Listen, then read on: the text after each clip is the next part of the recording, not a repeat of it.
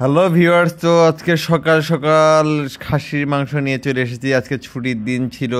আজকে 26 তারিখ ডিসেম্বর মাসের। তো আমাদের অফিস থেকে আমার ওয়াইফের অফিস থেকে পুরো এই মাসের শেষের দিকে পুরোটাই ছুটি দিয়েছে, এবং আমি যেহেতু রিমোট জব করি তার জন্য আমার 25 তারিখ এবং 26 তারিখে ছুটি দিয়েছে। তো 26 তারিখে আজকে সকাল সকাল খাসির মাংস কিনে নিয়ে নিয়ে এসেছিলাম, সকালে টাটকা ফ্রেশ মাংস। তো এটা আমরা রান্না করে তোমাদের সাথে রেসিপিটা শেয়ার করবো। তো প্রথমে মাংসটা ধুয়ে ভালো করে পরিষ্কার করে ধুয়ে টুয়ে নিয়ে এরপরে তেলের মধ্যে দিয়ে নিয়েছি মরিচ, শুকনো মরিচ, তারপর হচ্ছে পেঁয়াজ কুচি, তারপর তেজপাতা, রসুন কুচি।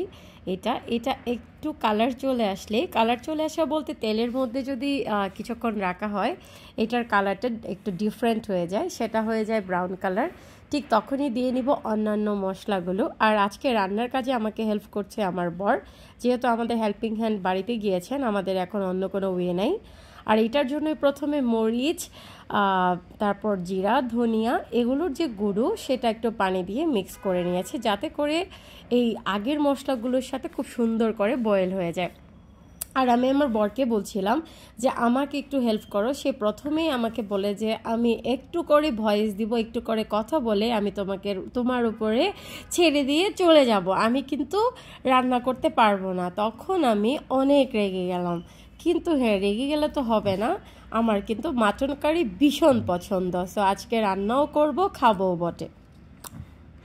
তো এই মুহূর্তে আমরা মশলাটা ঠিক কষাচ্ছিলাম। তো এটা যে পাত্রে যে মশলাগুলো গুলিয়েছে, মরিচের গুঁড়া, হলুদ গুঁড়া, তারপরে ধনিয়া গুঁড়া, জিরা গুঁড়া, মানে আমাদের জিরা দুইভাবে দিই বেসিক্যালি, একটা রান্না ভাজা জিরা গুঁড়া এবং কাঁচা জিরা গুঁড়া, দুইভাবে। তা ভাজা জিরা গুঁড়াটা সেটা রান্না একদম শেষ মুহূর্তে গিয়ে ভাজা জিরা গুঁড়াটা বেসিক্যালি দেওয়া হয়। এছাড়া তো যাই হোক, এইগুলো সব একসাথে একটা একটা পাত্রের ভিতরে বাটিতে পেস্ট করে নিয়েছিলাম পানি দিয়ে। আপনারা চাইলে এমনি দিয়ে দিতে পারেন, কিন্তু পানি দিয়ে দিলে হয় কি, এটা লাগার সম্ভাবনাটা কম থাকে।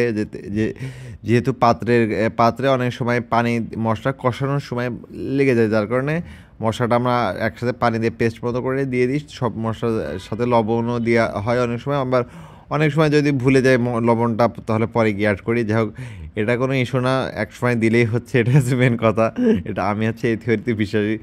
যাই হোক, তো এই মুহূর্তে মশলাটা একটা কথা মাথায় রাখবেন যে মশলা যত ভালো করে কষানো হবে তরকারির স্বাদটা তত বেশি মজাদার হবে। মাংস বলেন, মাছ বলেন, বা যেটাই বলেন, মানে ভুনা যে বিষয়টা, এটা হচ্ছে মশলা যত বেশি করে কষাবেন তত বেশি ঠিক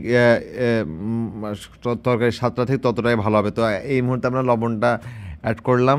তো মশলাটা কষানো হচ্ছে। তো যাই হোক, মশলাটা আসলে এই মশলা কষানোর ক্ষেত্রে আমি একটু বলি, সেটা হচ্ছে এই মশলা কষানোর ক্ষেত্রে আমার বর খুব তাড়াহুড়া করে, কিন্তু হচ্ছে আমার ধৈর্য যদিও নাই, তারপরে যদি যদি এমনটা হয় যে আমার বাসায় আজকে অন্য কোনো গেস্ট আসবে, আর বিশেষ করে আমার বরের খাবার নিয়ে কমপ্লেন একটু কম, কিন্তু হচ্ছে অন্য কেউ খাবে সেটা যদি মাথায় থাকে, সেক্ষেত্রে আমি মশলাটা অনেক সুন্দর করে প্রিপেয়ার করি।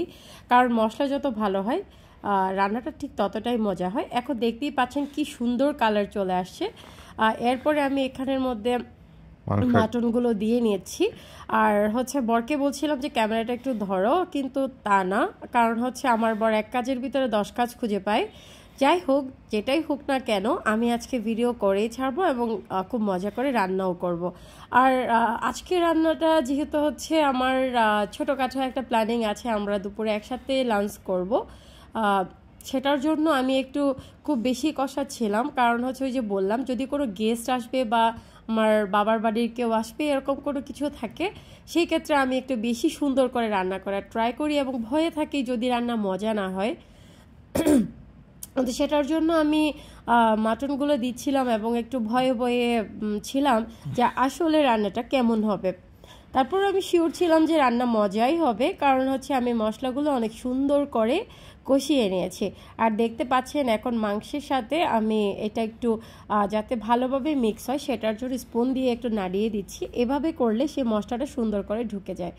আর আমি অল্প জালে রান্না করা পছন্দ না করলে অল্প জালে করা ট্রাই করি, কারণ অল্প জালে রান্না করলে সেই খাবারটা খেতে দ্বিগুণের চেয়েও বেশি স্বাদ হয়। আমার যে আগের যে রান্নার ভিডিওগুলো ছিল, আমি তো আসলে খুব একটা ভালো রান্না করতে পারি না, মায়ের কাছ থেকে এবং শাশুড়ি মায়ের কাছ থেকে অল্প কিছু শিখা রান্না, সেগুলো আমি ট্রাই করি। তবে হ্যাঁ, আমি এখন রান্না করলে বিশেষ করে আমার ছোট ভাই এবং ছোট বোন এবং আমার বর, তারা আমাকে বলে যে এত মজার রেসিপি ওরা কখনো খাই নাই, ওরা কখনো ট্রাই করে নাই, এতটাই টেস্ট হয়। তখন আমার কাছে ভিতর থেকে একটা ভালো লাগা কাজ করে, কারণ আমার মধ্যে এত কনফিডেন্স নাই যে আমি রান্না করলে এত সুন্দর হয়। আর আমার জীবনের ফার্স্ট রান্না আমার স্টিল মনে পড়ে, আমি যে পরিমাণ সল্ট দিয়েছিলাম বাড়ির কেউ খেতে পেরেছিল না। তবে এটা ধীরে ধীরে এত সুন্দর করে ইমপ্রুভ হবে আমি কখনো ভাবতেই পারিনি। আর এখন খেলে এত লোভনীয় হয়, আমার নিজেরও মনে হয় এটাকে আসলে আমি রান্না করেছি। সো গাইজ, এখন আমার রান্না হয়ে গেছে অলমোস্ট। কালার দেখেই বুঝতে পারছেন কি সুন্দর লোভনীয় স্বাদ হয়েছে। আর আপনাদের সবাইকে আমন্ত্রণ রইল, আপনারা সবাই চলে আসেন, চলুন আমরা আজকে একসাথে লাঞ্চ করব। আর রান্না করতে করতে আমার একটা স্বভাব ছিল ছোট্টবেলায়, আমার মা যখন কষানো হয়ে যেত সেখান থেকে এক পিস আমাকে দিত। ওটা খাওয়ার পর আমি মাকে বলতাম একটা হাড্ডি দাও, কারণ হাড্ডি আমার খুবই পছন্দ। আপনাদের কাদের এরকম হাড্ডি পছন্দ মাংস রেখে তারা অবশ্যই বলে দেবেন। আমি চিল্লাও শ্বশুরবাড়িতে গিয়েও আমার শাশুড়ি মাকে বলি সব হাড্ডি কিন্তু আমার জন্য। সেই জন্য আমার শাশুড়ি মা দেখা যায় সব হাড্ডিগুলো একসাথে করে রাখে যাতে করে আমি খেতে পারি। আর হচ্ছে মানে আমার পছন্দ করার কারণে সবাই এখন রান্না করলে আগে বলে যে এটা আমার মেয়ের পছন্দ, বা হচ্ছে আমার শাশুড়ি মাও বলে এটা আমার বৌমার অনেক পছন্দ। যেহেতু আমি একমাত্র বৌমা, আমার হাজবেন্ডের কোনো ভাই নেই, আর আমি একমাত্র বৌমা, এবং হচ্ছে আমার পুরো শ্বশুর বাড়িতে আমার দুটো ছোট ছোট দেওর আছে। এছাড়া আমার হাজবেন্ডই হচ্ছে সব থেকে বড়।